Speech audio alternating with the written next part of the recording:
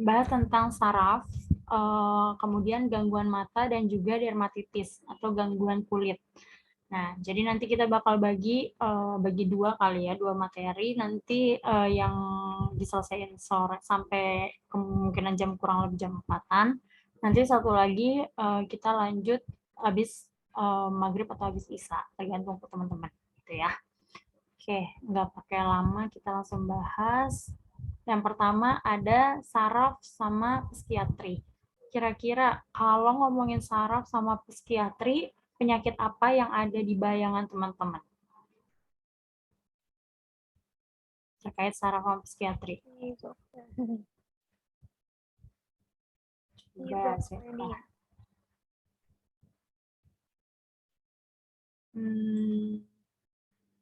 Coba Kak Elva.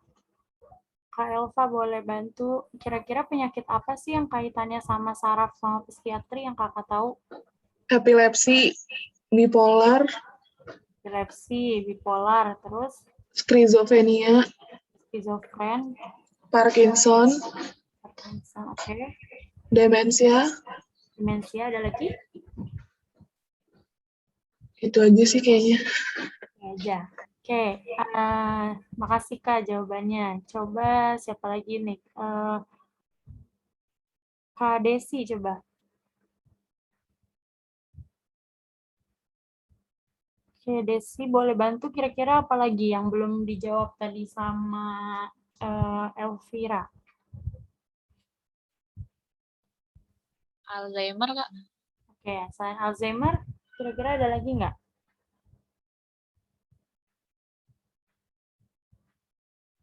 Atau yang lain mungkin ada yang tahu kira-kira apalagi sih yang dibahas di masalah saraf sama psikiatri?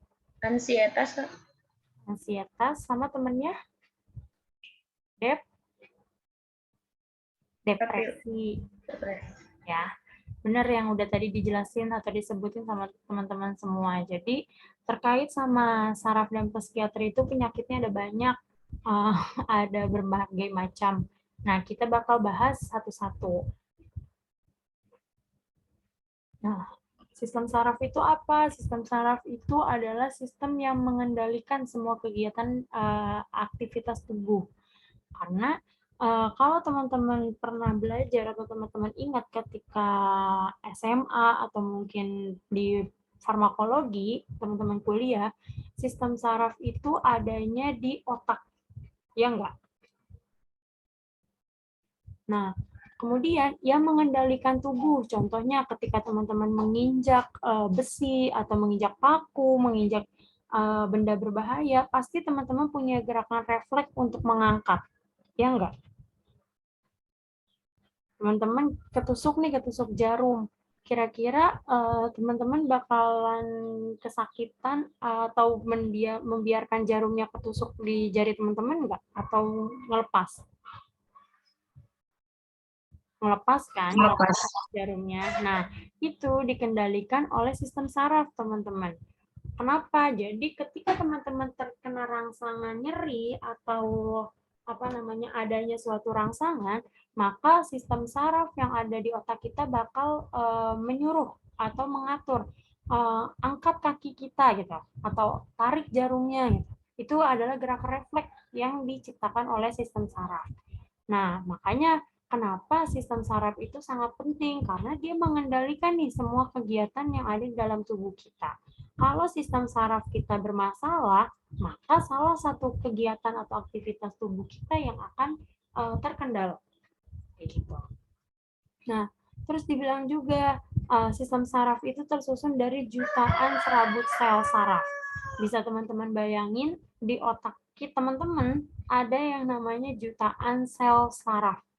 Jadi kalau teman-teman pernah melihat gambar saraf yang jelimet atau yang rumit itu, disitulah sebenarnya pusat pengendaliannya. Gitu. Makanya saraf itu sangat penting buat tubuh kita. Tuh. Oke.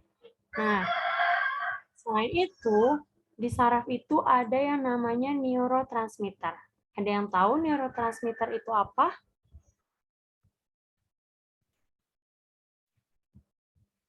Ada yang bisa jawab neurotransmitter itu apa kira-kira?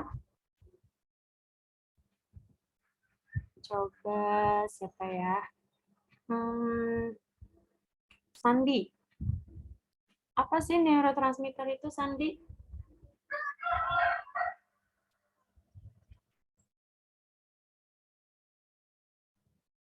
Oke, Sandi nggak ada nih kayaknya. Iya, Kak. Oh, oke. Neurotransmitter itu apa sih, Sandi? Kayak molekul yang membawa pesan ya dari neuron ke sel targetnya. Oke, betul. Jadi neurotransmitter itu gampangnya adalah komponen yang membawakan pesan. Pesan kemana? Pesan dari tadi kan teman-teman kalau ingat di sistem saraf ada yang menyambungkan antara satu saraf dengan saraf yang lain. Nah, si neurotransmitter ini tujuannya adalah membawa pesan yang akan dihantarkan dari satu saraf ke sistem saraf yang lainnya sampai nanti tujuannya adalah mencapai si sel targetnya. Nah, neurotransmitter dibagi nih teman-teman. Ada yang namanya GABA, dopamin, serotonin, glutamat, asetilkolin, dan norepinefrin. Nah, teman-teman harus hafal fungsinya apa dan kalau kekurangan sama kelebihan itu menyebabkan apa. Oke, kita lihat. Sebenarnya yang paling penting adalah teman-teman tahu neurotransmitternya apa dan kalau kelebihan dia menyebabkan apa dan kalau kekurangan menyebabkan apa. Untuk fungsinya kalau teman-teman nggak hafal pun nggak jadi masalah. Karena kenapa harus hafal kekurangan sama kelebihannya? Nanti ini neurotransmitter ini adalah merupakan cikal bakal terjadinya masalah-masalah penyakit sistem saraf maupun psikiatri yang sudah tadi disebutin gitu. Contohnya yang pertama ada dopamin. Dopamin kalau pasiennya kelebihan dopamin akan menyebabkan penyakitnya namanya skizofrenia. Oke. Kalau kekurangan dopamin dia bisa menyebabkan kecemasan atau ansietas, kemudian depresi, Parkinson, dan peningkatan sekresi prolaktin. Oke. Nah, kira-kira kalau dari yang kekurangan ini yang baik buat tubuh kita yang mana? Peningkatan sekresi prolaktin. Oke. Kalau pada ibu hamil baik, pada ibu menyusui baik ya yang peningkatan sekresi prolaktin. Tapi yang kecemasan, depresi, Parkinson itu nggak bagus buat tubuh karena kan itu merupakan suatu penyakit. Ya. Nah, terus kita coba yang kedua, serotonin. Serotonin juga kalau kelebihan dia bisa menyebabkan maniak atau bipolar. Nah, kalau dia kekurangan, dia bisa menyebabkan cemas dan depresi. Itu sampai poin yang asetilkolin. Jadi teman-teman hafalin kalau kelebihan menyebabkan apa, kekurangan menyebabkan apa. Kenapa teman-teman harus hafal? Karena tujuannya nanti tata laksana atau terapinya nggak akan jauh-jauh dari neurotransmitternya. Nanti kita bakal sedikit bahas juga di bawah. Kayak contohnya glutamat. Dia kalau kelebihan sama kekurangan menyebabkan epilepsi. Maka kalau pasiennya epilepsi, kita harus memberikan obat yang kerjanya adalah di sistem glutaminergic. Gimana caranya? Biar dia kadarnya tidak terlebihan dan dia kadarnya nggak kekurangan. Oke, jelas untuk yang cara baca tabel yang ini? Jelas, Kak. Kalau jelas kita lanjut ya. Nah, ini tadi penyakit yang udah dijelasin atau udah disebut sama teman-teman. Jadi untuk penyakitnya dibagi, ada yang menyerangnya kepada sarafnya, ada yang menyerangnya kepada psikiatri. Psikiatri itu psikisnya. Tuh, kalau sarafnya berarti ada yang masalah di sistem saraf kita. Tapi kalau psikiatri yang diserang adalah psikis atau kondisi psikologis kitanya, gitu ya. Contohnya kalau saraf dia epilepsi, Parkinson, demensia, dan Alzheimer. Nah, kalau yang hubungannya sama psikis itu kelihatan jelas kayak depresi, ansietas atau kecemasan, kemudian skizofren, dan juga bipolar. Nah, ya, cuma sebenarnya ini terbagi, cuma ada beberapa orang yang menyebutnya ya semuanya sama aja, sama-sama penyakit saraf. Tapi kalau yang kita pelajari atau yang kita tahu bersama, keduanya itu walaupun hampir mirip, tapi beda tujuan atau yang diserangnya itu berbeda. Gitu ya. Oke, kita bahas yang pertama itu adalah epilepsi. Apa sih epilepsi itu? Tanda utamanya yang teman-teman tahu? Kejang. Betul. Kalau pasiennya epilepsi ditandai dengan adanya kejang. Ya. Kejang kalau bahasa medisnya disebut juga dengan Tremor ya? tremor. Betul. Ya, nanti kalau di soal UKAI ada dia nggak nyebutin epilepsi contohnya, tapi dia nyebutinnya ada tremor atau ada kejang, berarti dia diterapi dengan tata laksana epilepsi, gitu ya. Jadi teman-teman harus tahu, jangan sampai teman-teman ingat kejang, tapi teman-teman lupa. Tremor itu juga salah satu atau bahasa lain dari kejang. Oke, nah epilepsi itu suatu kondisi yang menjadikan seseorang mengalami kejang secara berulang. Nah, intinya kejangnya itu yang harus teman-teman ingat. Nah, epilepsi dibagi lagi teman-teman. Ada yang namanya epilepsi vokal atau parsial. Nah, epilepsi vokal atau parsial itu apa? Gampangnya, dia itu adalah yang terjadi pada sebagian otak saja. Jadi dia nggak keseluruhan tubuh, tapi hanya sebagian. Terus dia juga ditandainya dengan cuma beberapa detik. Jadi kejangnya itu tidak menyeluruh pada bagian otak, karena kan kalau teman-teman ingat di otak itu ada otak besar, ada otak kecil, ya kan? Ada yang bekerjanya mempengaruhi aktivitas tubuh, ada yang bekerjanya mempengaruhi pergerakan dan segalanya. Nah, kalau yang vokal dia itu cuma di sebagian. Jadi contohnya yang mengalami kejang itu pada bagian tubuhnya gitu, tapi cuma beberapa detik saja, nggak lama gitu. Intinya yang teman-teman ingat itu, dia di bagian otak, sebagian dari bagian otak, kemudian sama beberapa detik saja. Terus yang kedua ada epilepsi umum atau general. Nah, kalau yang general ini dibagi lagi. Ada yang disebut petit mal atau absence, ada grand mal atau tonic-clonic, ada tonik, atonik, dan myoclonic. Nah, yang punya tata laksana atau yang diterapi cuma yang absence, kemudian cuma yang absence, kemudian ada yang tonic-clonic, sama ada yang myoclonic yang punya tata laksana. Jadi yang tonik sama yang atonik ini, dua ini, dia nggak ada tata laksana yang khusus. Jadi nggak disebutin tuh di Dipiro pun tata laksana yang tonik dan atonik itu seperti apa. Tuh.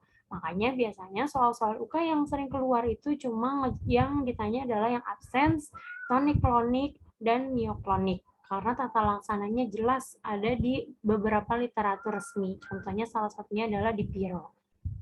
Oke. Nah, bedanya apa? Kalau yang absence itu biasanya ditandai dengan bengong. Jadi sebelum adanya kejang, pasti pasiennya bengong dulu. Nah, itu kalau yang absence. Nah, kalau yang tonic-clonic, dia awalnya ditandainya dengan bengong dulu juga. Bengong, setelah bengong baru dia mengalami yang namanya spasme. Spasme itu ada yang tahu apa spasme? Ada yang tahu spasme? Spasme itu kekakuan pada tubuh. Jadi kalau yang tonic-clonic ini, pertama dia mengalami bengong, setelah bengong dia akan ada namanya kekakuan pada tubuh atau spasme, setelah itu baru dia mengalami yang namanya kejang. Nah, yang tonic-clonic ini dia jangka waktunya panjang, bisa pasien itu mengalami kejang hingga beberapa jam. Itu yang tonik-klonik. Bedanya tadi kalau yang parsial cuma beberapa detik, kalau yang ini bisa sampai berjam-jam. Ya. Nah, kalau yang tonik itu ditandai dengan tubuh yang mengalami spasme atau kekakuan. Jadi bedanya apa? Kalau yang tadi yang di tonik-klonik ada tandanya bengong, kalau yang di tonik itu nggak pakai bengong. Jadi langsung pasiennya mengalami spasme. Kekakuan baru kejang. Gitu. Kalau atonik, biasanya pasiennya mengalami jatuh tiba-tiba. Jadi pasiennya jatuh, tadinya misalnya lagi berdiri, terus jatuh. Nah, ketika jatuh langsung mengalami kejang. Itu yang disebut dengan atonik. Nah, kalau yang mioklonik, itu dia kejangnya hanya di beberapa anggota tubuh. Contoh, kejangnya cuma terjadi di tangan, atau cuma di kaki, atau di bagian pergerakan tangan, pergerakan atas, bagian bawah, kayak gitu. Jadi cuma di sebagian, enggak keseluruhan dari anggota tubuh. Oh. Nah, kalau yang juvenil itu terjadinya pada anak-anak. Nah, biasanya dia akan sembuh atau akan membaik ketika beranjak dewasa. Jadi yang juvenil ini sangat biasa atau lumrah terjadi. Apalagi biasanya pada anak-anak ketika dalam kondisi demam. Pernah dengar kalau anak-anak demam biasanya disertai dengan kejang? Pernah. Ya, itu kondisi yang wajar. Nah, yang perlu kita tangani adalah gimana caranya kita menurunkan panasnya si anak tersebut. Nah, nanti seiring berjalannya waktu, seiring umurnya dia bertambah, maka ketika dia demam, dia tidak akan mengalami kejang kembali. Nah, itu disebut dengan juvenile epilepsy. Jelas untuk pembagian atau jenis dari epilepsi? Jelas. Ada pertanyaan dulu sampai sini? Teman-teman harus bisa bedain karena nanti takutnya di soal UKI itu nggak ngeluarin nih. Kalau di soal UKI-nya udah jelas, misalnya pasiennya mengalami epilepsi umum mioklonik. Wah, tata laksananya teman-teman udah paham. Tapi kalau nanti di soal UKI-nya cuma bilang pasiennya bengong, kemudian kejang, kemudian terjadinya spasme, dan kejangnya terjadi selama berjam-jam misalnya. Kira-kira itu jenis epilepsi apa?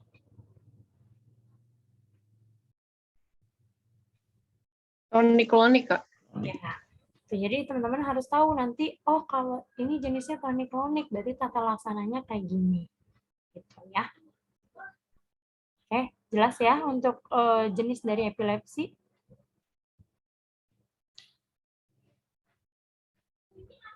Oke, kalau jelas kita lanjut. Nah, tadi dibilang di atas, epilepsi ini disebabkan karena glutamat. Ya, coba kita lihat. Epilepsi ini disebabkan karena ketidakseimbangan glutamat yang berlebihan atau yang kekurangan. Nah, maka terapinya itu adalah berkaitan dengan sistem glutamat, yaitu ada glutamat sinaps. Nah, ini yang terjadi pada sistem glutamat. Kemudian ada lagi yang bekerjanya pada sistem GABA. Kenapa kok ada sistem GABA? Padahal kan yang punya efek terhadap epilepsi itu adalah glutamat. Ya enggak? Kalau teman-teman ingat tadi di atas. Ada yang tahu nggak kira-kira kenapa sih kok harus ada tata laksana di sistem GABA? Padahal yang bermasalah sih glutamatnya. Ada yang tahu?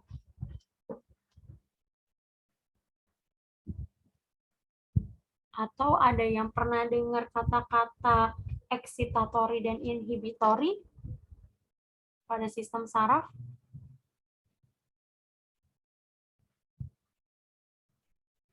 Enggak, Kak. Inhibitory aja. Oke, kalau yang inhibitory itu apa hasil yang ditunjukkannya atau apa yang terjadi pada sistem inhibitory? Menghambat ya. Apa mau nggak kedengeran? Oke. Sistem di dalam neurotransmitter itu ada yang namanya excitatory dan inhibitory. Excitatory dan inhibitory itu apa? Nih, kalau tadi teman-teman sistem glutamat dan GABA itu kerjanya berlawanan, teman-teman. Yang satu bersifatnya excitatory, yang satu sifatnya adalah inhibitory. Nah, kalau excitatory, dia meningkatkan aktivitas dari sistem saraf. Sedangkan kalau yang di GABA, dia yang inhibitory ini tugasnya adalah menurunkan aktivitas sistem saraf. Oke. Nah, kenapa pada pasien epilepsi itu harus ada sistem inhibitory dan excitatory?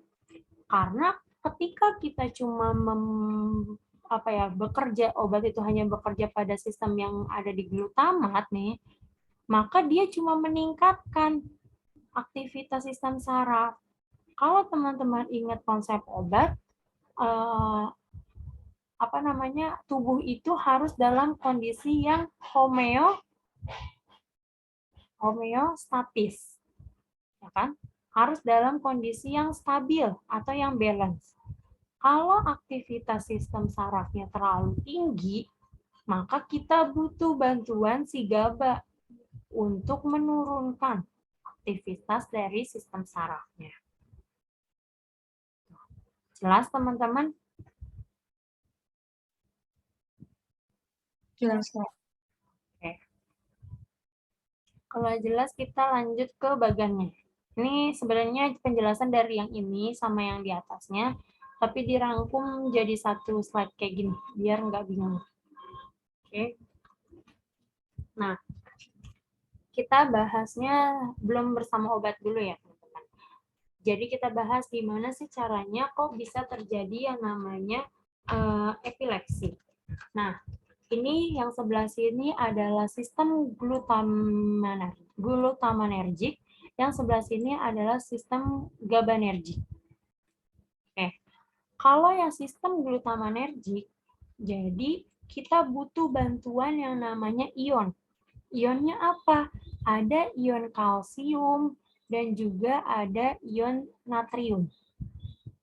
Nah, ion kalsium dan ion natrium ini akan masuk ke dalam sistem glutamanergic. Nah, pada sistem glutamanergic ini terjadi perubahan, teman-teman.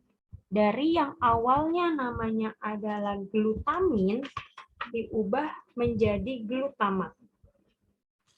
Nah, yang membantu proses perubahan glutamin menjadi glutamat adalah enzim glutaminase. Oke, jadi di sini nanti ada yang namanya glutamin diubah menjadi glutamat dengan bantuan glutaminase. Nah, si glutamat ini nih yang tadi hasil dari sistem glutamanergic. Oke. Nah, nanti si glutamat ini dia akan membuka 3 kanal, teman-teman. Ada kanal yang namanya kanal AMPAR, ada kanal NMDAR, kemudian ada kanal T-type CA channel. Kanal ini tujuannya adalah untuk menyalurkan ion-ion yang tadi sudah masuk ke dalam sistem glutamanergic. Nah, ion natrium akan disalurkan melalui kanal AMPAR dan juga kanal NMDAR. Sedangkan ion kalsium akan disalurkan melalui kanal T-type CA channel. Oke. Nah, setelah itu ion-ion ini akan mengalami yang namanya depolarisasi. Ada yang tahu apa itu depolarisasi? Sempat dijelasin juga ketika materi DM mungkin sama Kak Septi. Apa sih sistem depolarisasi? Ada yang tahu? Coba. Perubahan ion, Kak. Kenapa, Yusuf? Perubahan ion gitu Mas, Kak. Kumpulan ion. Oke, yang lain ada yang tahu?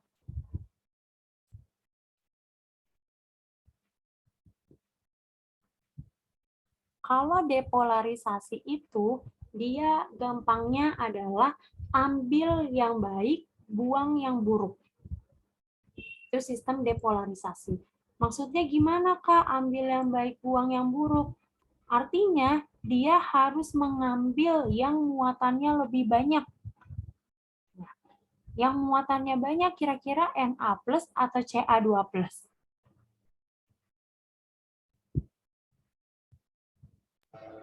Ca2+. Ya, betul. Yang muatannya banyak Ca2+. Maka dia akan mengikat nih yang namanya Ca2+. Oke. Nah, setelah dia mengikat Ca2+ nanti dia mengalami proses namanya depolarisasi, maka dia akan menjadi eksitatori. Tadi ingat kalau eksitatori itu dia kerjanya gimana ke sistem saraf? Meningkatkan. Ya, betul. Nanti di sini dia jadi eksitatori.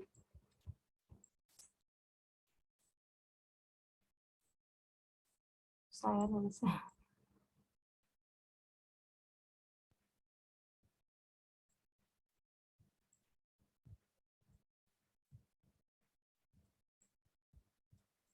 Nah, eksitatori itu dia meningkatkan sistem saraf.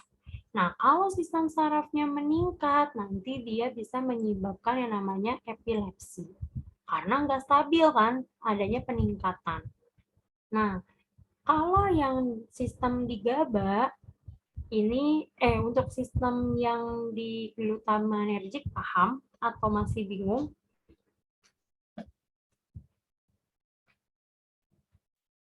Oke.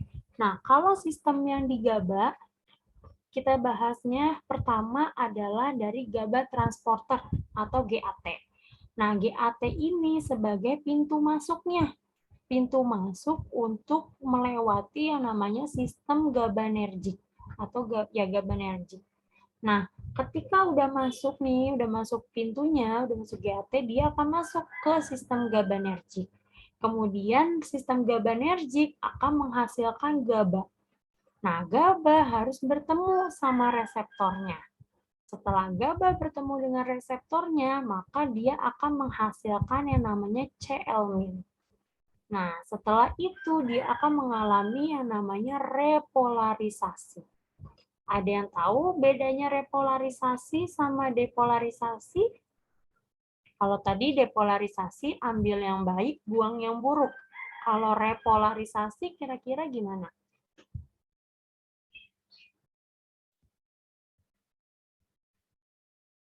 Ada yang tahu nggak kira-kira?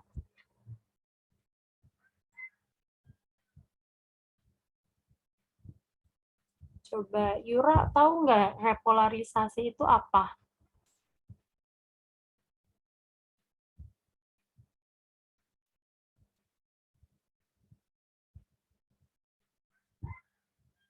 Yura nggak ada nih kayaknya. Oke, Rifki Nabilah. Ya, Kak. Gimana tuh? Tahu nggak repolarisasi itu apa? Dari kata-kata kayak pengulangannya gitu. Pengulangan dari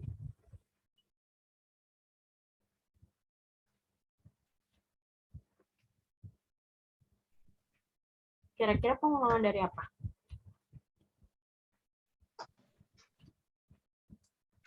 Dari selnya itu.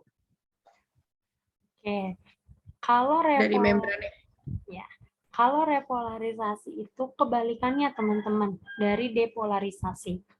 Kalau tadi depolarisasi ambil yang baik, buang yang buruk, kira-kira kalau repolarisasi sebagai kebalikannya gimana? Ya, ambil Buruk, yang buruk ambil ya. yang buruk, baiknya dibuang. Ya, betul. Nah, ambil yang buruk, buang yang baik. Artinya, di sini yang buruk itu adalah si C-elmin. Karena dia dalam bentuk minus. Nah, yang positifnya atau yang baiknya nggak kita serap. Nah, ketika yang minusnya ini banyak, maka kan dia mengalami repolarisasi. Repolarisasi akan menyebabkan lawannya dari eksitatori tadi apa? Inhibitory. Inhibitory. Inhibitory kerjanya gimana ke sistem saraf?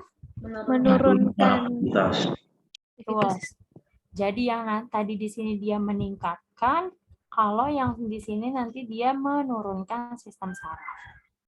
Nah, kalau pada pasien epilepsi, nggak mungkin kedua-dua sistem ini yang bermasalah. Pasti hanya salah satunya yang bermasalah. Kenapa? Kalau dua-duanya bermasalah, justru bagus. Yang satu ada kerjanya meningkatkan, yang satu kerjanya menurunkan. Jadi tubuh ada di kondisi yang stabil. Ya enggak?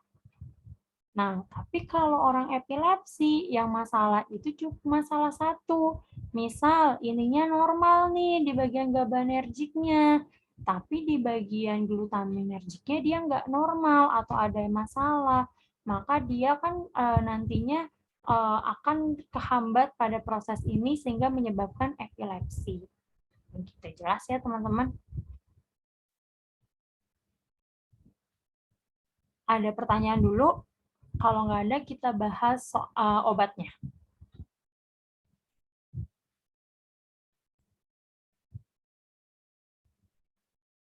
Oke. Obatnya apa aja sih yang kerjanya di sistem saraf atau yang bekerja untuk tata laksana epilepsi? Itu yang pertama kita bahas dari sistem glutaminergic. Nah, kalau yang sistem glutaminergic, itu yang pertama ada obat-obat ini nih. Obat karbamazepin, kemudian ada lacosamid, lamotrigine, phenytoin, valproat. Nah, obat ini dia punya dua mekanisme kerja, teman-teman. Yang pertama, dia bekerja dengan cara menghambat pada sistem glutaminergic. Kira-kira kalau di sistem glutaminergic dia ngehambatnya di mana, teman-teman?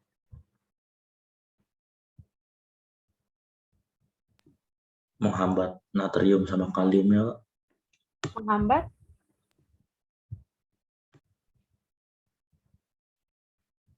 Natrium sama kaliumnya. Oke, yang lain punya jawaban sama atau beda? Kira-kira? Oke, obat-obat ini menghambat di sistem glutaminergic, artinya dia menghambat pembentukan glutamin menjadi tadi apa? Glutamin menjadi glutamat. Nulisnya rada susah ya. Intinya dia memblok di sini. Dia menghambat nih si glutamin berubah menjadi glutamat. Di sini sama dia diblok. Nah, di bloknya berarti dia mengganggu enzimnya, teman-teman. Tadi enzimnya apa yang ngerubah glutamin menjadi glutamat? Glutaminase. Oke, jadi yang pertama kerjanya adalah dia mengganggu sistem glutaminergic dengan menghambat enzim glutaminase sehingga glutamin tidak dapat berubah menjadi glutamat. Oke. Jelas untuk mekanisme yang pertama? Jelas. Oke. Yang kedua, dia punya mekanisme yaitu adalah memblok kanal natrium. Nah, kalau dia ngeblok kanal natrium, berarti kira-kira yang diblok kanal yang mana? EMPR sama NMDAR. Ya, betul. Jadi dia ngebloknya di sini, di dua kanal ini sama ini. Ya, berarti yang akan masuk cuma yang T-type CA channel. Oke, jelas untuk obat yang pertama ini? Nah, kalau yang kedua ada obatnya namanya levetiracetam. Nah, levetiracetam ini dia kerjanya menghambat kalsium masuk ke dalam sistem glutaminergic. Ya, dia menghambat nih biar si kalsium ini nggak bisa masuk. Kalau kalsium nggak bisa masuk, kira-kira asam glutamat akan terbentuk enggak?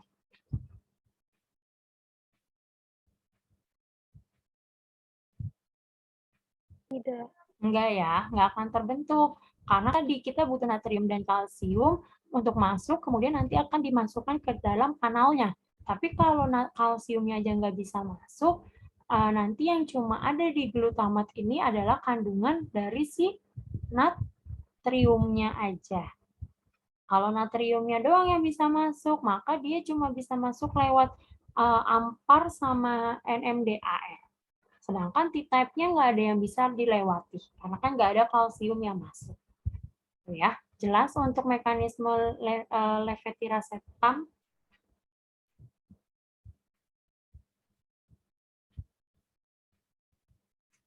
Ada pertanyaan dulu? Bisa diulang nggak, Kak, bagian levetiracetam? Oke. Kalau si levetiracetam ini, dia bekerja dengan cara menghambat si kalsium untuk masuk ke dalam sistem glutamanergic. Nah, kalau sistem glutamanergic ini nggak punya kalsium, maka nanti glutamatnya tidak memiliki kandungan si kalsium. Nah, kalau glutamat nggak punya kandungan kalsium, maka yang cuma bisa didistribusikan kepada kanalnya itu cuma yang natrium.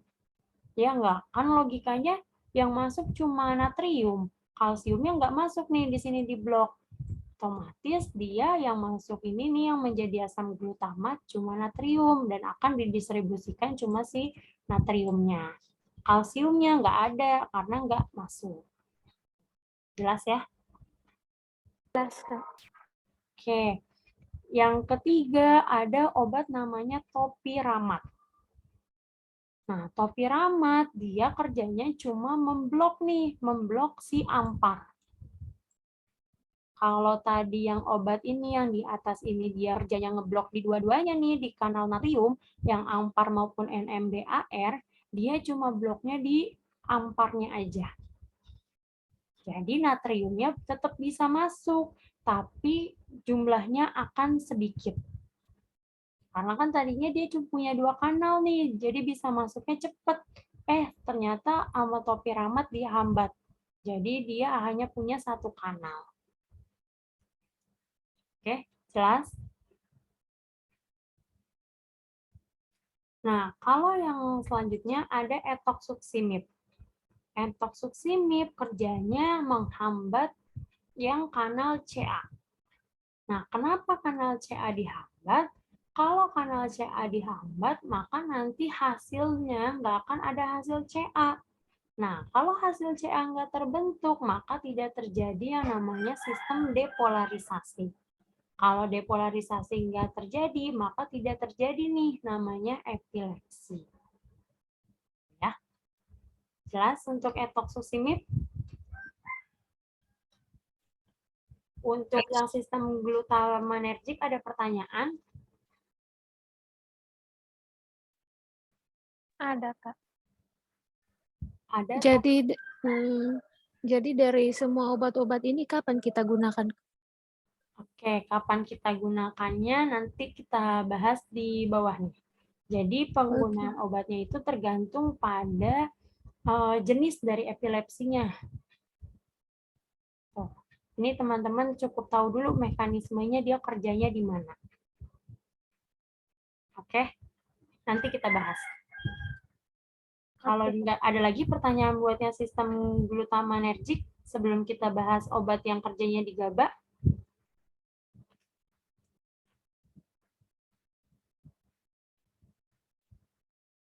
Oke, kalau yang kerjanya di GABA itu obatnya yang pertama adalah yang menghambat GABA atau GAT, menghambat GABA transporter. Kalau menghambat GABA transporter, artinya dia memblok nih pintu masuk buat masuk ke sistem GABAergic. Kira-kira kalau pintunya diblok, masih ada yang bisa masuk nggak ke sistem GABAergic?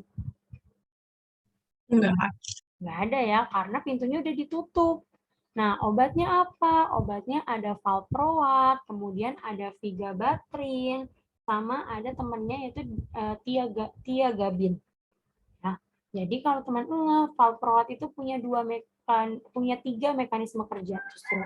Yang tadi pertama dia menghambat pembentukan glutamin menjadi glutamat, yang kedua dia memblok kanal natrium, yang ketiga dia memblok GAT. Oke. Nah, kemudian ada yang nama obatnya adalah gabapentin dan pregabalin. Nah, dia disebut juga dengan agonis reseptor GABA. Nah, kenapa dia dibilangnya agonis reseptor GABA? Karena dia membantu nih si GABA ini untuk bertemu dengan reseptornya. Ya, kan dia agonis. Agonis artinya kerjanya searah. Nah, dia membantu nih si GABA untuk bertemu dengan reseptornya. Oke. Makanya biasanya obat gabapentin, pregabalin ini justru dipakai bukan untuk terapi epilepsi kebanyakan. Justru dipakainya untuk tata laksana nyeri saraf yang terjadi pada sistem GABA. Contohnya dia bisa dipakai pada pasien yang DM tetapi dia punya gangguan motorik. Nah, itu bisa pakai obat ini, gabapentin atau pregabalin. Gitu. Kalau untuk epilepsi justru dia bukan terapi utama, karena kan tadi dia malah membantu si GABA ini untuk bertemu dengan reseptornya. Kalau GABA ketemu reseptor, CL-nya nanti akan banyak, maka terjadi yang namanya proses repolarisasi. Kalau udah terjadi repolarisasi, mengalami inhibitori, maka akan terjadi namanya epilepsi. Kayak gitu. Ya. Nah, kalau ada lagi obatnya yaitu golongan benzodiazepin. Nah, obat golongan benzodiazepin ini temannya sebenarnya ada lagi nih di sini, yaitu golongan, ada yang tahu nggak? Temannya benzodiazepin. Clozapine. Golongan Barbiturat. barbiturat. Aduh, saya nulisnya.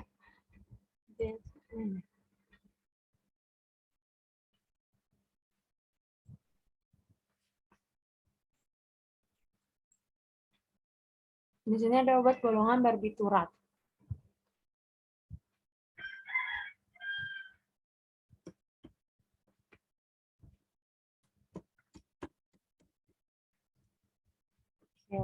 Nah, obat golongan barbiturat ini dia kerjanya sama nih sama benzodiazepin, yaitu dia sebagai agonis GABA.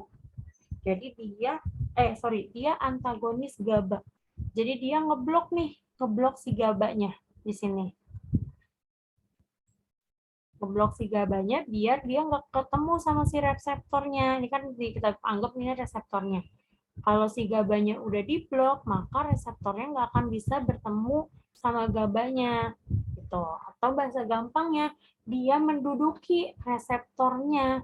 Menduduki reseptor si GABA, maka si GABA nggak bisa berikatan sama reseptornya, maka dia nggak akan bisa menghasilkan yang namanya CL-MID. Jelas?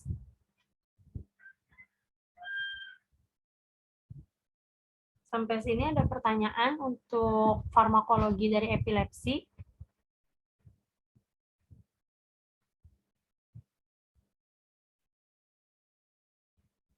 Oke, kalau nggak ada pertanyaan, kita lanjut ke tadi penentuan tata laksananya.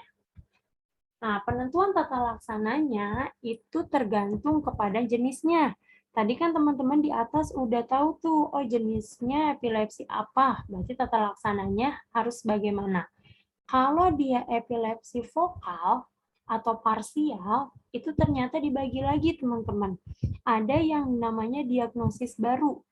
Kalau pasiennya diagnosis baru atau baru mengalami epilepsi, maka kita terapinya dengan obatnya adalah carbamazepin dan lamotrigin. Biasanya kalau kakak ngapalinnya Carla. Obat yang baru namanya Carla. yaitu karbamazepin, karlanya itu kar depan sama la-nya belakangnya, lamotrigin. Nah, itu terserah teman-teman tuh bisa bikin singkatan-singkatan lainnya. Nah, kalau yang partial seizure yang refractory monoterapi, artinya dia sudah pernah diterapi dan ternyata dia kambuh. Nah, kalau yang kambuh ini nih, yang refractory monoterapi, maka kita terapinya dengan LOT, lamotrigin, oxcarbamazepin, dan juga topiramate. Nah, kalau yang dia refractory adjuvant, yang cuma tambahan, maka kita bisa kasih obat tambahan selain yang udah kita kasih di atas, teman-teman. Misal, teman-teman awalnya kasihnya karbamazepin, ternyata dokter itu butuh tambahan nih, obat tambahannya, ya kan? Maka kita bisa rekomendasi obat-obat yang ada di sini kecuali karbamazepin. Ya, kenapa? Karena kan karbamazepinnya udah dikasih tadi. Masa karbamazepin ditambahin sama karbamazepin lagi? Maka kita harus kasih obat yang bisa nambahin selain si karbamazepin. Bisa kita kasih clobazam, kemudian gabapentin, lamotrigin, dan sampai seterusnya. Gitu ya. Nah, begitu pula dengan yang partial seizure. Kalau yang kedua ini yang refractory atau yang kambuh. Kalau dia emang sudah diterapi dengan topiramate misalnya, maka kita pilihkan terapi adjuvannya selain topiramate. Oke, jelas untuk yang vokal epilepsi? Mau nanya, Kak. Ya. Berarti kalau misalkan tadi kan udah dikasih karbamazepin, terus misalkan dokter minta rekomendasi obat tambahan, Kak. Itu kan berarti nggak boleh karbamazepin lagi, Kak. Kalau misalkan dikasihnya lamotrigin ya, Kak, itu berarti? Itu boleh. Karena kan yang udah dikasih sebelumnya si karbamazepin. Nah, kalau awalnya dikasih lamotrigin? Nah, berarti kita kasih terapi adjuvannya nggak boleh lamotrigin. Tapi boleh karbamazepin, Kak? Boleh. Atau kalau misalnya pasiennya udah pernah pakai karbamazepin, terus diganti nih sama lamotrigin. Berarti kan sekarang lagi pakai lamotrigin kan? Nah, terus dokternya nanya, kira-kira butuh terapi adjuvannya apa? Maka kita nggak boleh ngerekomendasiin karbamazepin lagi. Karena kan karbamazepin udah pernah dipakai, tapi nggak menimbulkan efek atau tidak menyembuhkan. Makanya diganti sama lamotrigin kan. Nah, kalau kita kasih yang awal lagi nih, dikombinasi sama karbamazepin, kayak percuma karena tubuhnya udah menolak menggunakan karbamazepin. Maka kita rekomendasiin yang lain, bisa pakai clobazam, gabapentin, sampai topiramate. Kayak gitu. Berarti ya? prinsipnya kalau udah gagal, dia ganti obat yang lain gitu ya, Kak? Iya, betul. Ya, terima kasih, Kak. Sama juga sama yang kambuhan ini ya. Tuh. Oke, ada lagi buat yang epilepsi vokal jelas?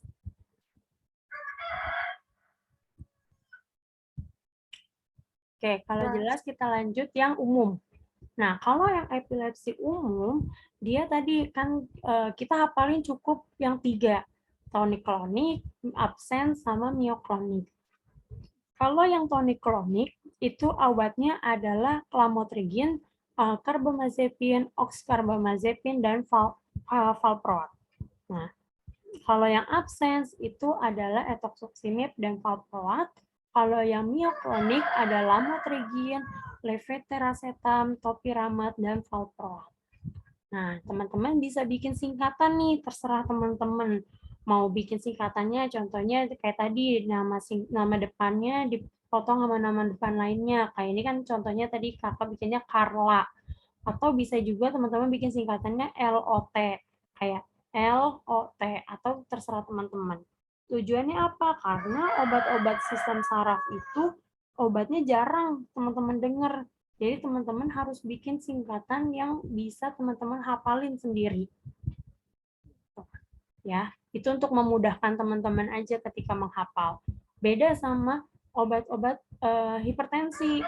Obat-obat hipertensi nggak perlu teman-teman bikin hafalan atau bikin singkatan, teman-teman udah hafal karena sering teman-teman temuin. Kalau obat-obat ini jarang banget kan teman-teman dengar obatnya. Ya enggak, paling cuma beberapa obat aja nih yang teman-teman sering dengar kayak carbamazepin, terus barbiturat, phenytoin, itu kan sering dengar. Tapi kayak lamotrigin, levetiracetam, topiramat, oxcarbamazepin, kayaknya jarang banget didengar. Ya enggak? Tuh, itu saran untuk gampangnya ngapalin epilepsi. Nah, sekarang untuk ibu hamil, teman-teman. Kira-kira kalau buat ibu hamil terapinya apa? Ada yang tahu nggak? Lamotrigin enggak? Benar. Di terapinya pakai lamotrigin. Nah, selain lamotrigin, kira-kira dikasihnya apa? Kalau lamotrigin nggak mempan nih, atau di soal kayaknya nggak ada lamotrigin.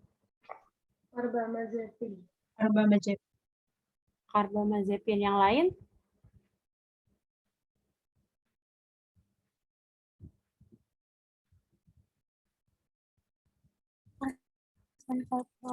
Dikasihnya valproat ya teman-teman. Ya, jadi first-nya pakainya ini, yang second-nya pakainya adalah valproat. Nah, sekarang pertanyaannya, kalau ada valproat atau di soal UKI-nya nggak ada nih jawaban lamotrigin, adanya valproat, teman-teman harus pastiin ibu hamilnya trimester berapa. Kalau trimester pertama nggak boleh dikasih asam valproat. Oke, kalau misal di soal UKI-nya ada jawabannya ada dua-duanya nih, ada lamotrigin, ada asam valproat. Oh, dua-duanya aman buat ibu hamil. Nah, sekarang kita pilih ibunya hamilnya dalam kondisi berapa bulan atau trimester berapa. Kalau trimester pertama nggak boleh dikasih ini. Kenapa? Karena dia bisa menyebabkan yang namanya spina bifida. Ada yang tahu spina bifida apaan?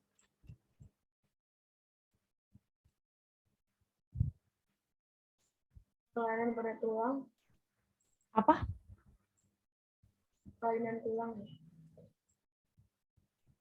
Suara kecil banget. Nggak kedengeran, maaf. Kelainan pada tulang. Oke.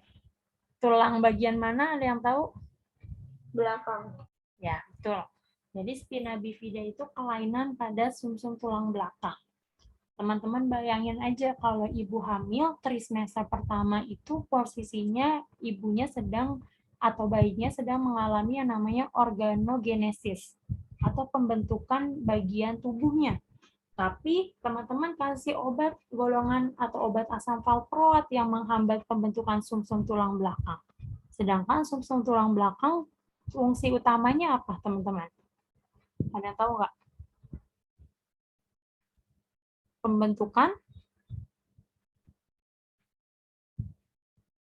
Pembentukan sel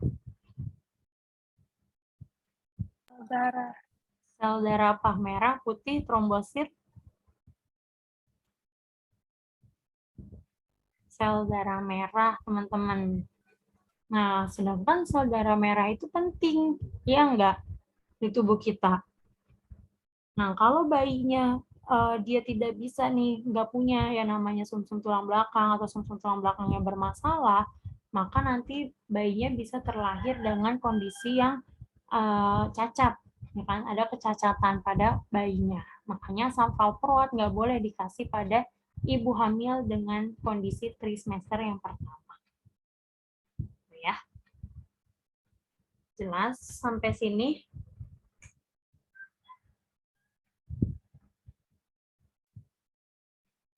Oke, kalau selain itu kira-kira asam valproat punya efek samping apa? Ada yang tahu?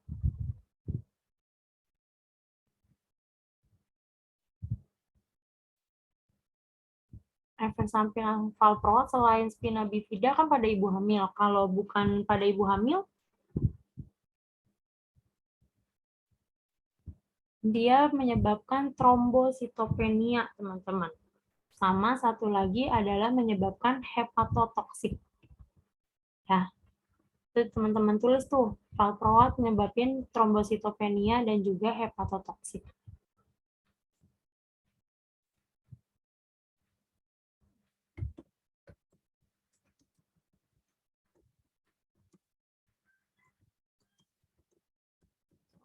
Sitopenia.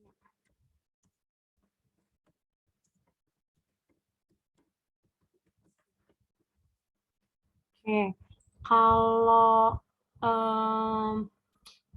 yang sering lagi karbamazepin, efek sampingnya apa? Ada yang tahu efek samping dari karbamazepin?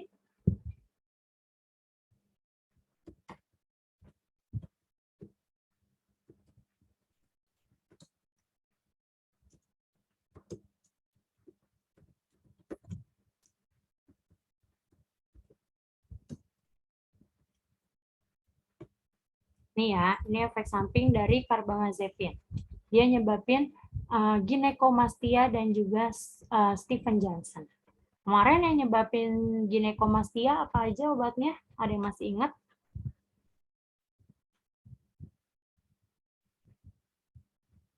Obat apa yang nyebabin ginekomastia? Sime? Spironolakton. Oke, spironolakton. Satu lagi? Sime? Metidin ya. Ya, betul. Simetidin. Tambah satu lagi ya, adalah karbamazepin. Kalau yang nyebabin Stephen Johnson, ada yang ingat obatnya apa aja? Ada di antibiotik kemarin.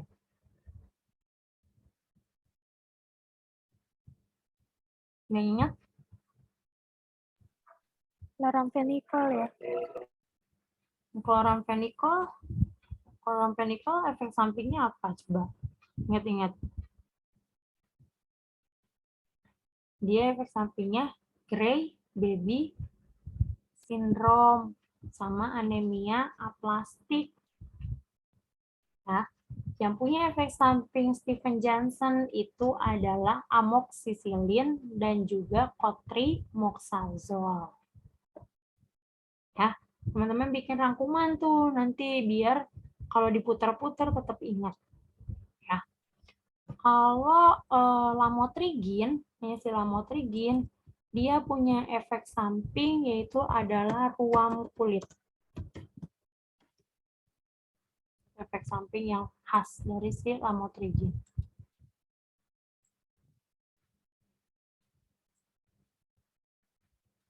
Kalau phenytoin, ada yang tahu efek samping phenytoin?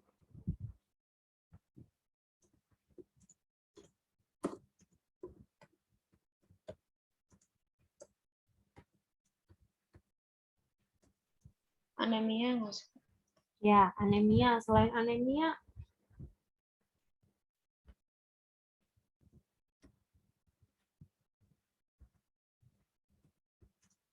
pernah dengar yang namanya gingivitis?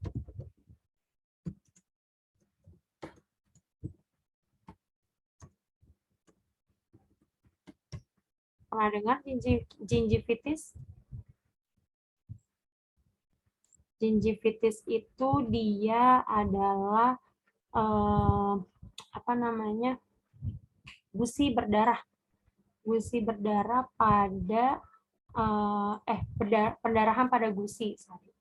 Itu gingivitis. Itu yang disebabkan oleh phenytoin. Nah, satu lagi adalah facial cleft. Pernah dengar facial cleft? Sumbing ya, Pak? Ya, itu bibir sumbing. Nah, itu dia efek samping dari penggunaan phenytoin. Ya, itu teman-teman harus hafal. Ini efek samping yang sering keluar untuk di epilepsi. Nah, kalau tadi ibu hamil udah kita bahas tuh pakainya lamotrigin sama asam valproat. Nah, sekarang kalau anak-anak kira-kira dikasihnya apa ya? Ada yang tahu?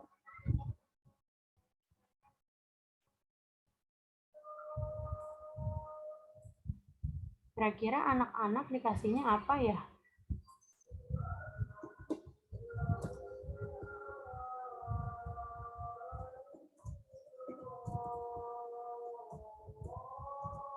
Vigabatrin ya, Pak? Epilepsi pada anak, kita kasihnya asam valproat juga. sama yang kedua itu adalah oxcarbamazepine.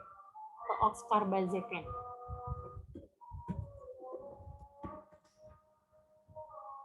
Ya, tulisannya nggak kelihatan.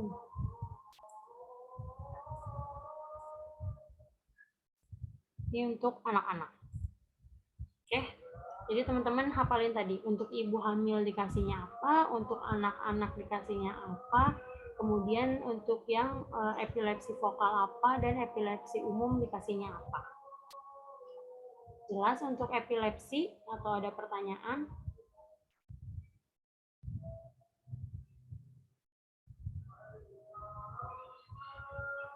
Kak, mau nanya, kalau buat epilepsi ini memungkinkan obatnya dikombinasi enggak? Atau pasti monoterapi? Oke. Sebenarnya kalau epilepsi ini, tadi balik lagi, kalau dia epilepsi vokal, dia bisa dikombinasi. Ada yang namanya refractory adjuvant. Dia bisa dikombinasi. Tapi untuk yang umum, kebanyakan penggunaannya tunggal. Tuh. Nah, kalau teman-teman baca pula di tata laksana penyakit saraf, di Katzung juga sempat dijelasin, kalau penggunaan terapi penyakit-penyakit saraf itu penggunaan obatnya sangat sensitif. Makanya kalau dia udah cocok sama satu obat, biasanya di maintenance. Karena buat mencari obat yang cocok dengan terapi buat penyakit saraf itu susah. Tuh, kayak misalnya kalau pasiennya udah cocok pakai carbamazepine, maka harus di treatment, di monitoring, biar dia tetap cocok. Tuh, karena nanti kalau dia udah nggak cocok, nyari penggantinya akan sulit. Tuh, beda sama penyakit-penyakit degeneratif. Kalau penyakit-penyakit degeneratif atau penyakit-penyakit generatif, tata laksananya nggak lebih ribet kalau dibandingkan penyakit saraf. Karena dia kecocokannya lebih mudah ketimbang penyakit-penyakit saraf. Kayak gitu. Jadi sejauh ini sih kalau yang pernah Nafa baca, belum ada, kalau yang umum ya, belum ada dia tata laksana yang dikombinasi. Tapi kalau yang parsial, yang vokal ini bisa dikombinasi. Oke, ada lagi pertanyaannya? Satu lagi, Kak. Berarti memungkinkan adanya peningkatan dosis nggak kalau misalkan udah digunain dalam waktu lama? Oke, kalau peningkatan dosis, semua obat pasti ngalamin yang namanya peningkatan dosis. Jadi kan kalau teman-teman ingat, kita nggak bisa langsung mengganti satu obat dengan obat yang lain. Tapi kita harus tingkatin dulu dosisnya. Ya nggak? Tata laksananya dimanapun, kalau pasiennya ternyata nggak mengalami perbaikan, maka nggak boleh kita langsung ganti. Misalnya dari carbamazepine, kita langsung ganti lamotrigine. Nggak bisa gitu, kita harus naikin dulu si carbamazepine ini sampai ke dosis maksimalnya. Kalau dia udah dinaikin sampai dosis maksimal ternyata nggak menimbulkan efek, maka baru kita ganti terapinya dengan si lamotrigine. Kayak gitu. Semua obat pasti kayak gitu. Kalau teman-teman kayak penggunaan obat-obat PPI juga sama. Dia walaupun diganti ke satu golongan yang sama, tapi dia harus nyampe kepada dosis maksimumnya dulu. Kayak omeprazol sebelum diganti ke Lanso atau Panto, dia harus udah di dosis maksimalnya dulu, baru bisa diganti ke lansoprazol atau pantoprazol. Gitu. Ya. Oke, terima kasih. Oke, coba kita bahas soal ini. Siapa ya yang baca? Coba.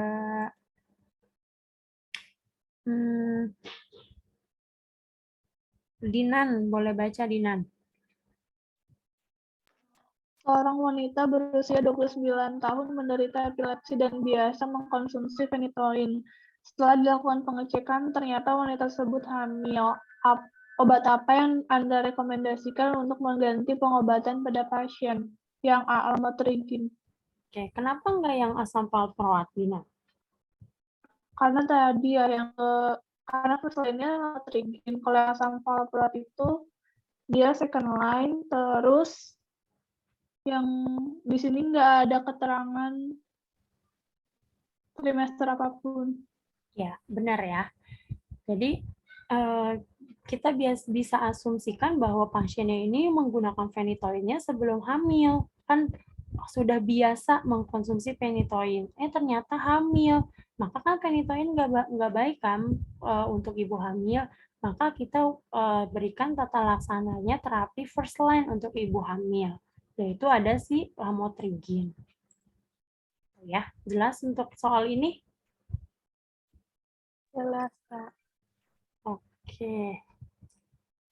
Kalau jelas, ini mau kita pending sholat dulu atau kita selesaiin dulu?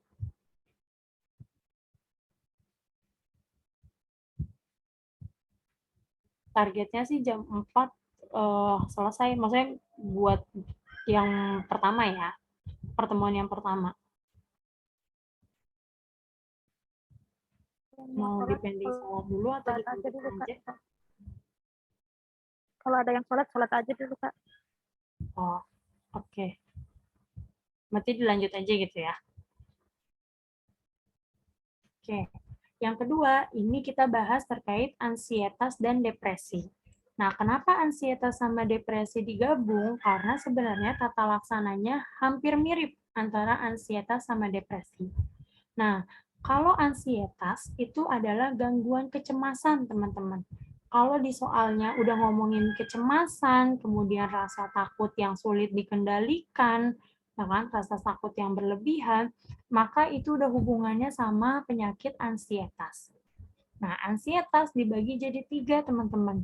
Ada yang namanya GAD, atau General Anxiety Disorder, ada PD, Panic Disorder, dan yang ketiga SAD, Social Anxiety Disorder. Bedanya apa? Kalau GAD artinya kecemasannya yang bermasalah. Kalau PD, panik, berarti dia adalah paniknya yang bermasalah. Kalau SAD, tadi kan bilang sosial, berarti dia ada masalah pada situasi sosial. Ya. Nah, dari situ teman-teman nanti lihat tata laksananya. Tata laksana untuk ansietas sebenarnya adalah first line-nya untuk semuanya sama. Untuk GAD, PD, sama SAD, tata laksananya sama untuk first line dan second line. Yang membedakan hanyalah third line-nya. Ya. Nah, first line-nya sama second line-nya apa? Yaitu adalah SSRI dan juga SNRI.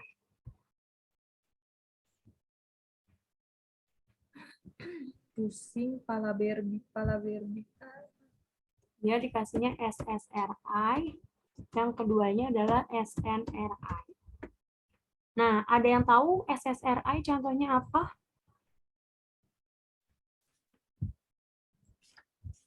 Contoh obat. Sertralin ya, Pak? Itu yang apa? SSRI atau SNRI? SSRI.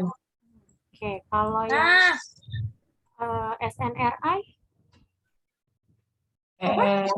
Fluoxetine ya? Ya, betul. Duloxetine. Nah, kita bahas nih. Di sini yang duloxetine, ini SN. Escitalopram, ini apa kira-kira?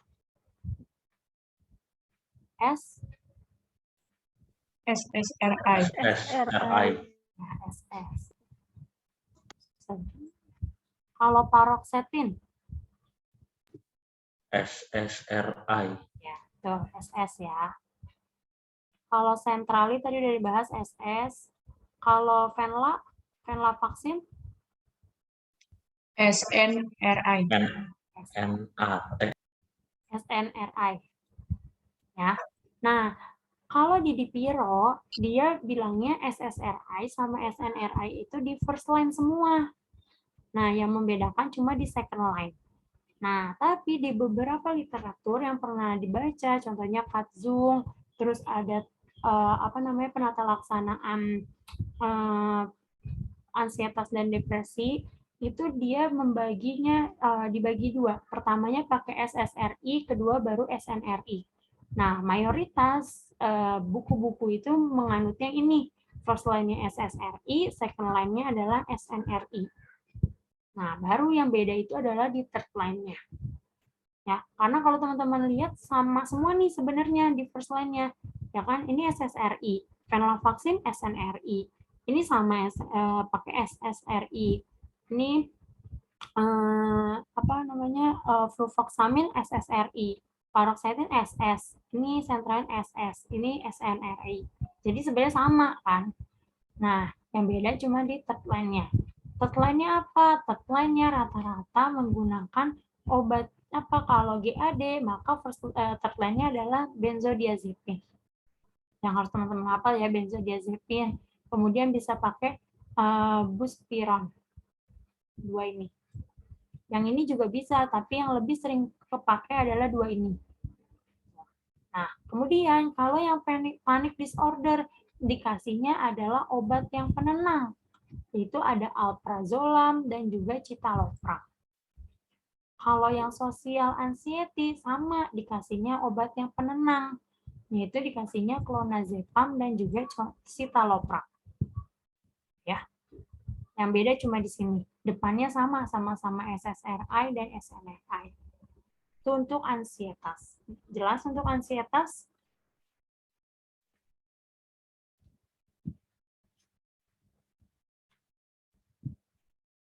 Ada pertanyaan dulu untuk ansietas? Nggak ada ya? Oke, kita lanjut yang depresi. Nah, kalau depresi itu yang bermasalah adalah mentalnya. Mentalnya dia merasakan sedih, kemudian dia berdampak negatif. Nah, jadi kenapa dia? Karena tadi dia bisa terjadi karena penurunan atau kurangnya norepinefrin. Sebenarnya, dan juga serotonin. Nah, sebenarnya untuk ansietas dan depresi ini banyak faktornya yang menyebabkannya atau banyak neurotransmitter yang bisa menyebabkan terjadinya depresi dan juga ansietas. Kalau teman-teman tadi di atas itu banyak yang neurotransmitternya. Makanya nanti tata laksananya pun akan berkaitan sama neurotransmitternya. Nah, kalau depresi, ini golongan obatnya nanti teman-teman hafalin aja atau teman-teman baca. Tapi yang paling penting adalah ini, untuk depresi.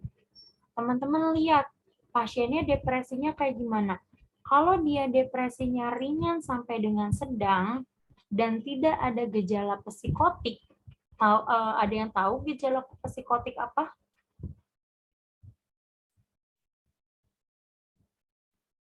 Apa sih psikotik?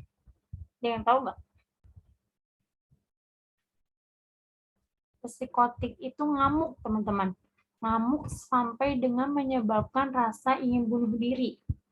Nah, kalau pasiennya depresinya nggak menimbulkan psikotik tadi, nggak ngamuk, kemudian nggak ada rasa ingin bunuh diri, dan dia masih dalam kategorinya yang sedang atau sampai dengan ringan, maka diterapinya dengan SSRI, first line-nya, second-nya SNRI, third-nya TCAS, dan yang ketiga, yang keempat adalah MAOI.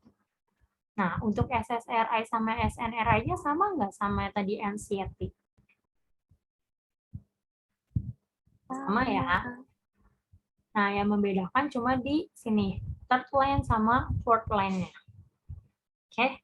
Nah, yang kedua, kalau pasiennya berat, gejala berat tanpa adanya psikosis, maka tata laksananya sama kayak yang atas, cuma bedanya dia bisa dikombinasikan. Kalau yang ini penggunaannya harus tunggal. Kalau yang bawah itu bisa dikombinasi.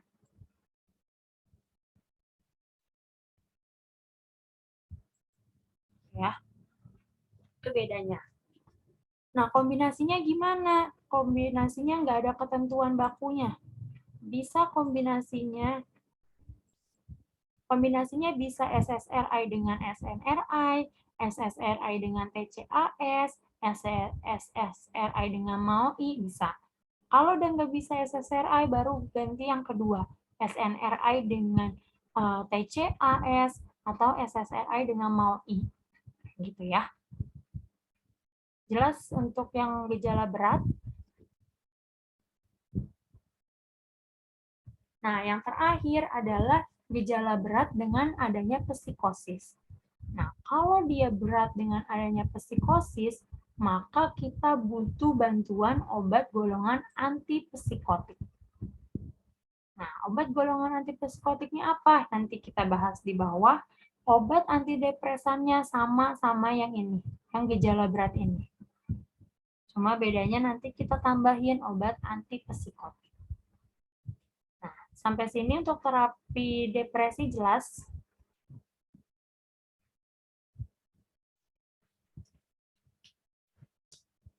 Ada pertanyaan dulu untuk terapi depresi?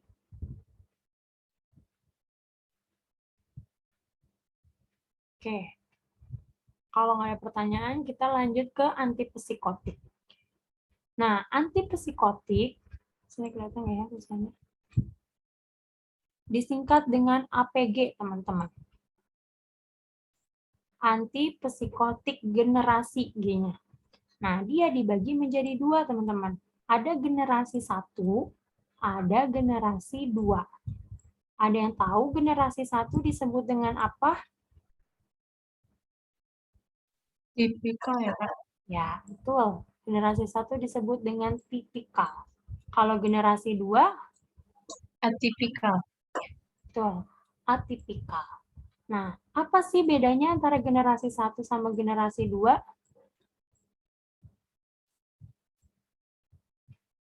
Ada yang tahu nggak?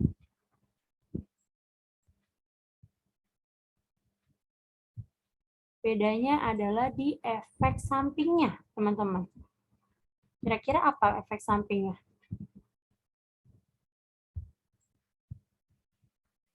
Kalau di tipikal dia lebih ke terjadi efek ekstra piramidal. Ya, benar. Kalau yang tipikal, efek ekstra piramidalnya itu lebih tinggi, lebih besar ketimbang yang APG2 atau yang atipikal. Nah, apa sih ekstra piramidal? Kalian tahu nggak ekstra piramidal itu apa?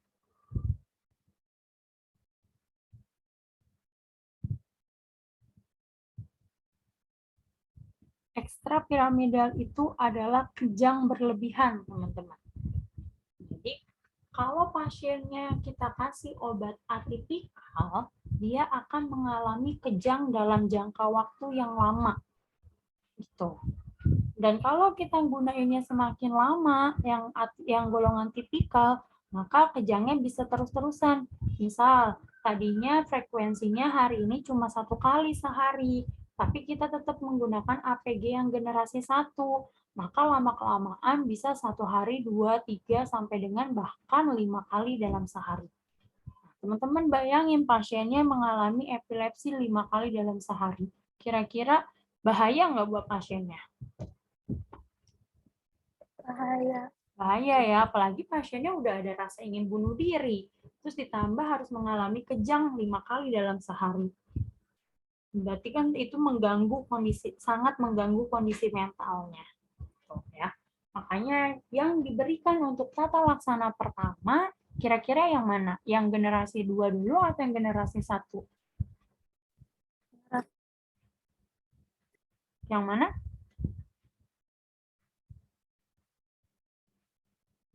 Generasi 2. 2. Betul, karena efek ekstra piramidalnya lebih kecil ketimbang yang generasi pertama. Ya. Nah, biasanya soal UK juga suka nanya nih, selain golongan biasanya suka ditanya, obat yang generasi 1 atau yang tipikal, dia bekerjanya spesifik pada reseptor dopamin D2. Ya. Kalau yang tipikal, itu sering banget ditanyain di soal UK. Tapi kalau yang generasi kedua, yang kerjanya di mana, itu justru jarang banget ditanyain. Jadi teman-teman catat aja tuh, kalau yang tipikal sering banget ditanyainnya, dia bekerja di mana? Bekerjanya pada reseptor dopamin D2. Nah, obatnya apa sih kalau APG 1? Nah, kalau APG generasi 1 kita kasihnya chlorpromazine, haloperidol, terus juga ada perpenazine. Ya, 3 ini aja yang teman-teman hafalin. Atau mau ngapalin semua pun boleh, tapi kayaknya terlalu banyak untuk dihafalin. Jadi hafalinnya sedikit yang emang punya kemungkinan nama yang sama. Atau nih kayak Thiotrixen, kan ini namanya beda. Kalau perpenazine kan namanya hampir sama chlorpromazine. Kan ini kan sama nih, fluphenazine belakangnya. Zin juga, kan? Kayaknya zin. Jadi hafalin yang namanya beda aja. Nah, terus chlorpromazine itu dia bisa tuh digunakan untuk terapi mual, muntah, dan cegukan yang tidak berhenti. Makanya biasanya kalau pasiennya suka cekukan yang nggak berhenti, dokter suka merekomendasikan terapi chlorpromazine. Nah, kira-kira kalau kayak gini dia dibilangnya terapi apa, teman-teman? Terapi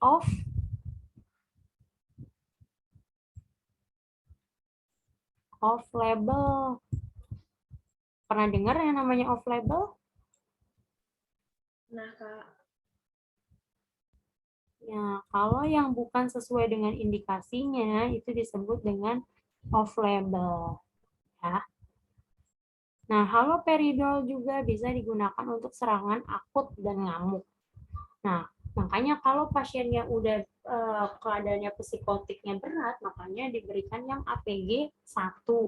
Karena kan dibilang nih haloperidol itu bisa untuk serangan akut, yaitu ngamuk. Gitu. Itu yang generasi pertama. Kalau generasi kedua itu ada clozapine, kemudian ada quetiapine, olanzapine, sama ada risperidon. Nah, semua obat ini boleh digunakan pertama kali kecuali clozapine. Ya, clozapine ini emang generasi kedua, tapi dia punya efek ekstrapiramidal yang sama kayak generasi pertama. Makanya dia diberikannya terakhir, teman-teman. Setelah semua obat generasi kedua dikasih, kalau udah nggak mempan juga, baru dikasih si clozapine. Ya, jelas untuk penggunaan ini APG.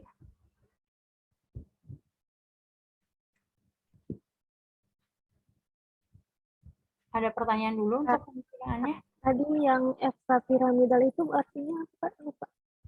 Kenapa yang ekstrapiramidal? Tadi artinya apa, Kak?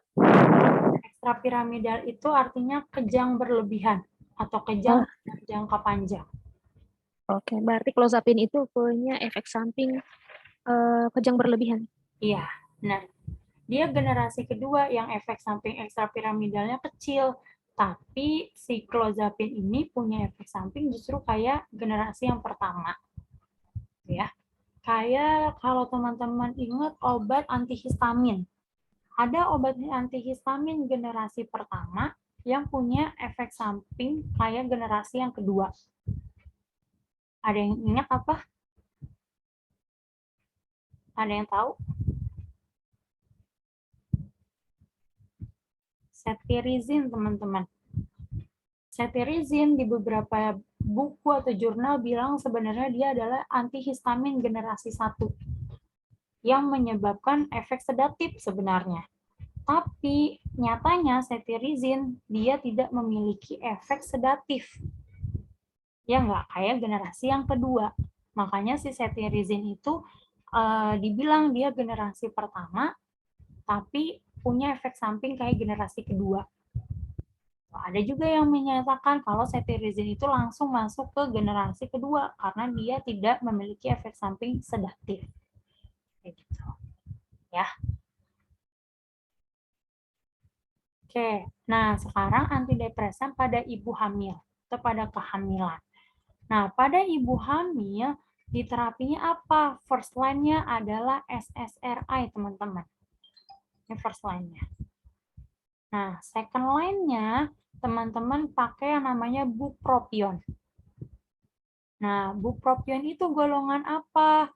Bupropion dibilang di sini dia golongan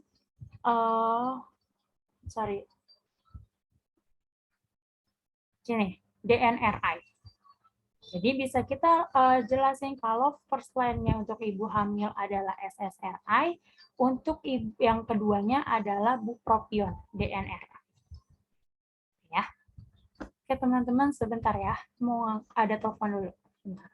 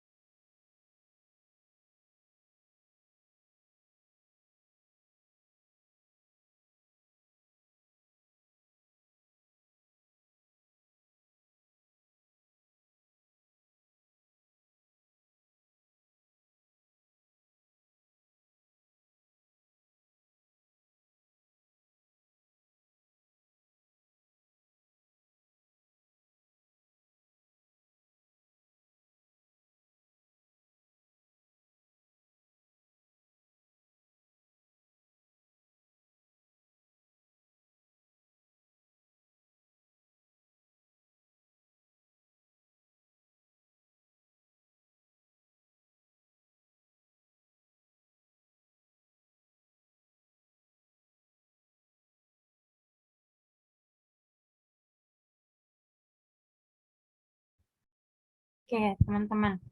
Kita lanjut ya.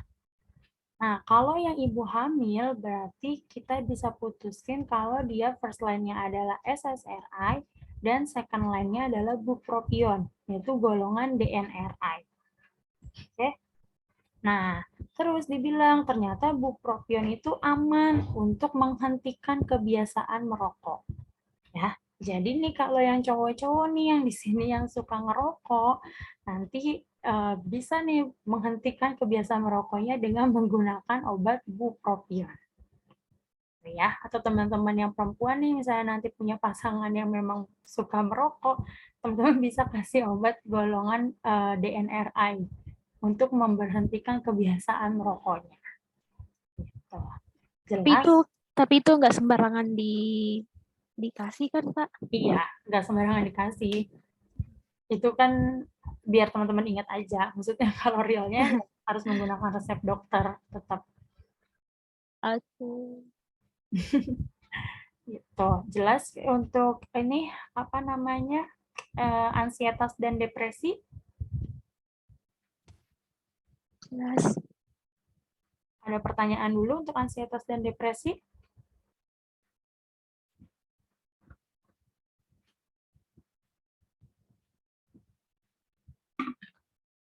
Oke, kalau nggak ada pertanyaan, kita lanjut ke skizofren.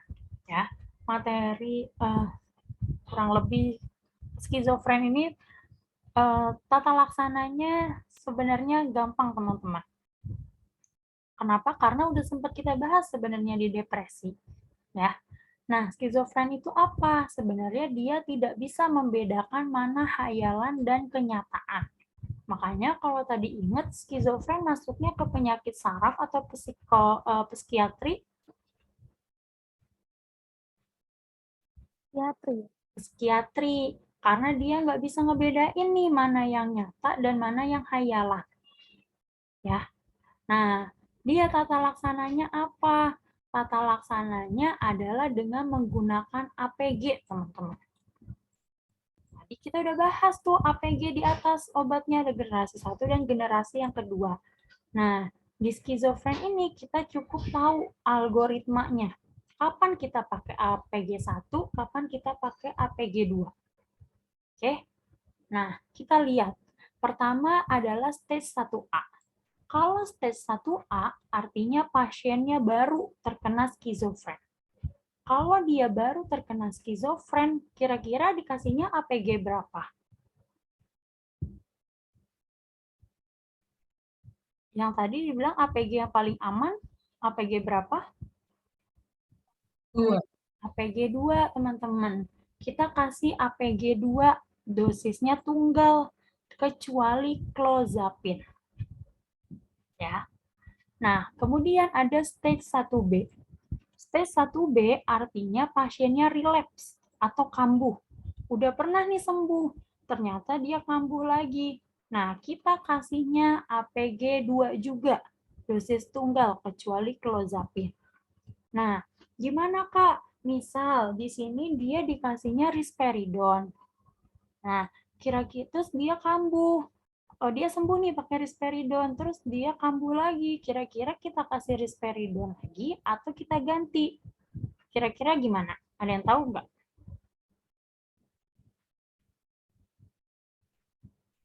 Apakah dia tetap dikasih risperidon atau diganti?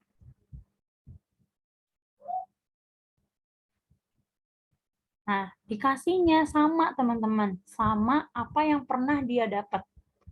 Semisal dia kambuh, ternyata dia menggunakan sebelumnya risperidon, maka dia di sini dikasihnya risperidon juga.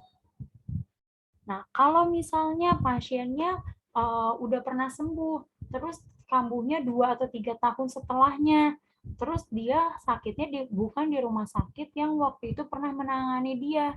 Nah, dia lupa tuh dikasih terapinya apa. Nah, itu boleh dikasih terapi yang berbeda. Karena kan kalau berbeda rumah sakit gitu, terus juga pasiennya lupa, kemungkinan dia untuk mengingat dokternya siapa, kemudian catatan medisnya di mana, dia kan nggak akan bisa mengingat. Nah, beda kalau dia bisa mengingat. Kalau dia bisa mengingat, dokternya masih boleh melihat catatan medisnya ketika dulu di rumah sakit A misalnya. Tapi kalau dia emang benar-benar nggak ingat, maka kita bisa pilihkan obat APG generasi 2 yang lainnya. Contohnya olanzapin, kemudian bisa pakai quetiapin, dan lain sebagainya. Gitu ya. Pokoknya kecuali clozapine. Oke. Kalau di stage kedua, nah stage kedua itu kalau dia nggak mempan nih, di sini di terapi nggak teratasi. Ternyata dia juga waktu kambuh di terapi nggak teratasi nih, misalnya pakai risperidon, karena udah harus ganti misalnya. Nah, maka dia diganti ke stage 2. Stage 2 itu diganti dengan antipsikotik generasi 2 dosis tunggal yang tidak dipilih pada stage pertama, kecuali clozapine. Artinya, misal di sini kasih risperidon, kemudian ketika kambuh dikasih risperidon lagi, kalau dua-duanya udah nggak mempan, di sini nggak boleh dikasih risperidon lagi. Digantinya sama apa? Bisa diganti sama olanzapin atau quetiapin. Oke, jelas untuk stage 1 sama stage 2? Jelas, Kak. Oke. Kalau yang stage ketiga, artinya dia udah nggak mempan nih di terapi sama stage yang kedua. Nah, dia di terapinya dengan menggunakan clozapine tunggal. Nah, karena kan udah nggak mempan pakai yang stage kedua. Kan tadi dibilang di atas selalu kecuali clozapine. Nah, di stage 3 baru boleh tuh dikasih clozapine. Nah, kalau nggak mempan lagi di stage 3, maka kita lanjut ke stage yang 4. Stage 4 ini kita kasihnya APG yang dikombinasi. Nah, APG yang dikombinasi itu apa? Clozapine dengan APG 1 atau tulis aja.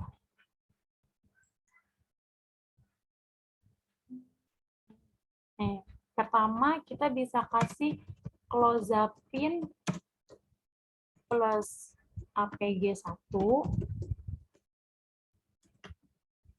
atau yang kedua bisa kita kasih APG 1, APG 2 plus 1, APG 2-nya yang lain kecuali clozapine, atau bisa kita kasih juga APG 1 plus 1.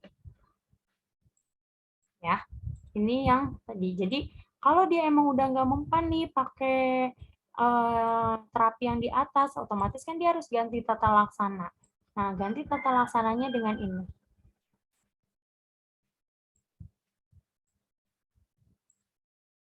Sampai sini jelas? Ada pertanyaan untuk skizofrenia?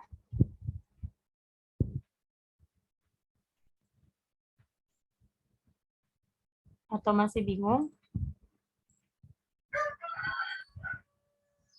Sini sama aja ya, ini udah teman-teman dapat tadi di atas. Udah, itu untuk skizofrenia. Jelas nggak untuk skizofren? Intinya teman-teman hafalin ini aja, karena APG-nya udah teman-teman pahamin di atas tadi di depresi. Ada pertanyaan untuk skizofren?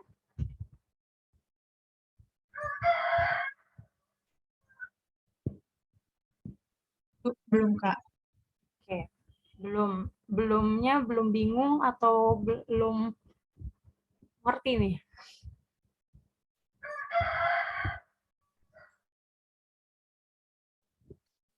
Udah ngerti, Kak. Oke ya, jelas ya untuk skizofren.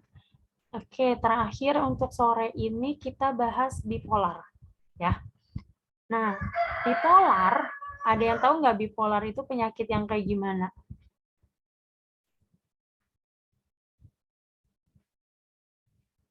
Ngamuk. Ngamuk, selain ngamuk,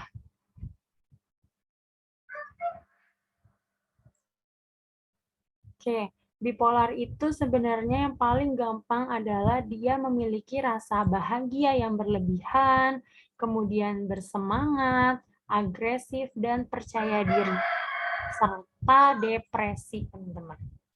Jadi, orang yang punya bipolar itu, dia kadang happy-nya banget-banget, sedihnya juga banget-banget. Dan dia mood swing, teman-teman.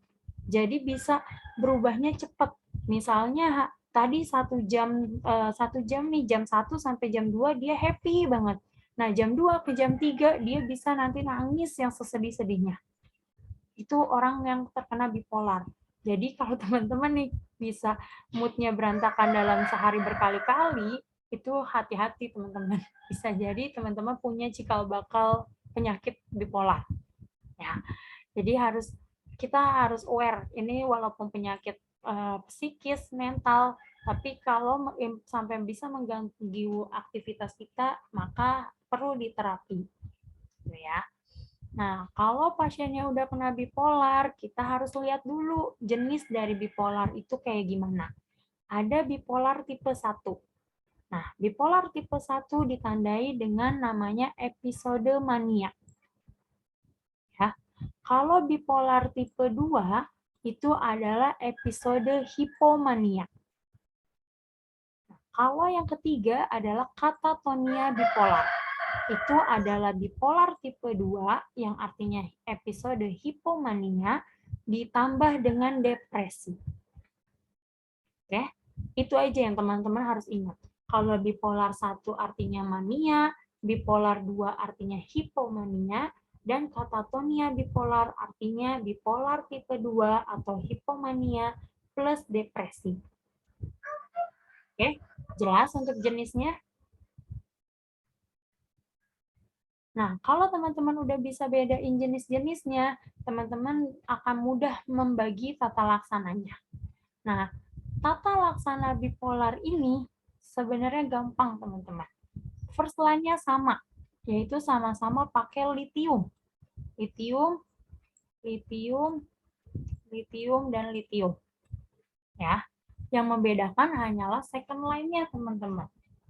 Kalau dia, kita bahasnya mania dulu ya. Yang mania kan tadi yang tipe 1, ini yang tadi tipe 2. Ini bisa kita bilang yang depresi akut itu atau katatonia bipolar. Ya, yang tipe 3. Nah, kalau yang tipe 1, dia terapinya dengan menggunakan 2 atau 3 obat, teman-teman. Nah, kalau 2 obat itu artinya dia menggunakan litium plus benzodiazepin, atau kalau 3 obat artinya kalau 2 obat nah, 2 obat artinya dia pakai litium plus benzodiazepin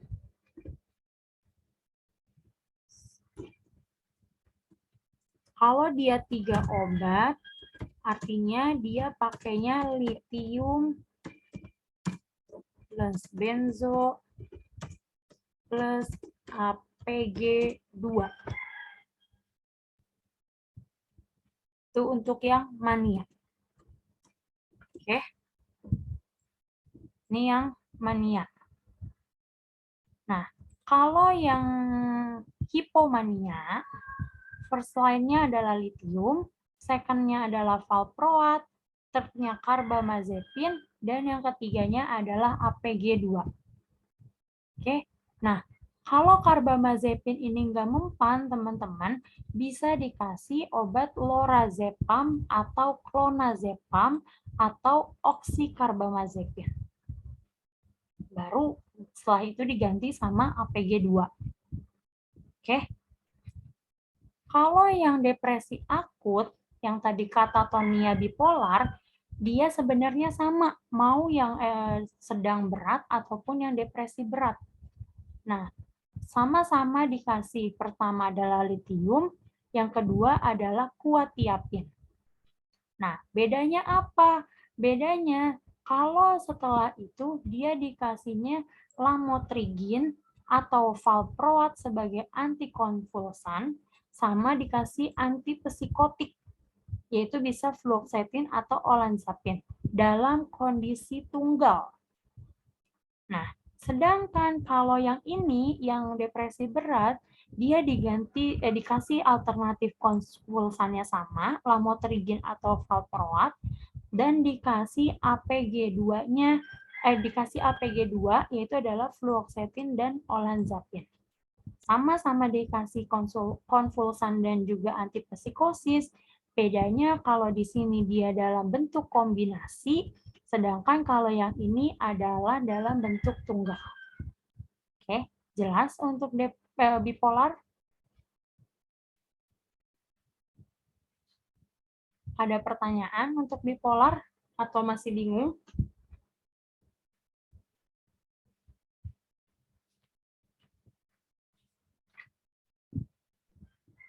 Gimana teman-teman? Jelas?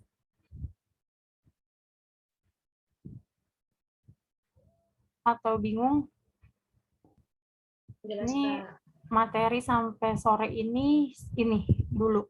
Nanti malam kita tinggal bahas Parkinson, Alzheimer, kemudian penyakit pada gangguan mata yaitu glaukoma dan juga dermatitis dan penyakit kulit lainnya.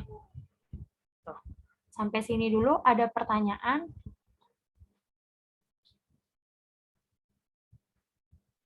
Dari awal tadi dari epilepsi, kemudian kita bahas apa tadi?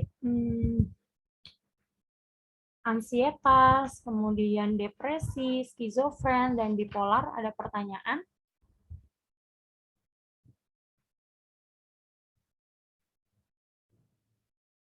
Ada yang masih bingung?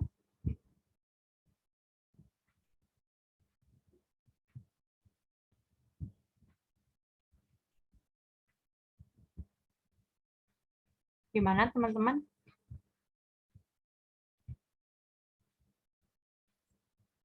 Jelas ya? Kalau nggak ada yang jawab, berarti artinya jelas nih. Atau bingung? Kalau nggak ada yang jawab, saya juga bingung jadinya. Jelas, Kak. Cuman kalau dapat soal, lu bingung lagi. Oke. Kalau nanti, berarti kalau itu nanti kita bahas ya soalnya. Iya, Kak. Oke.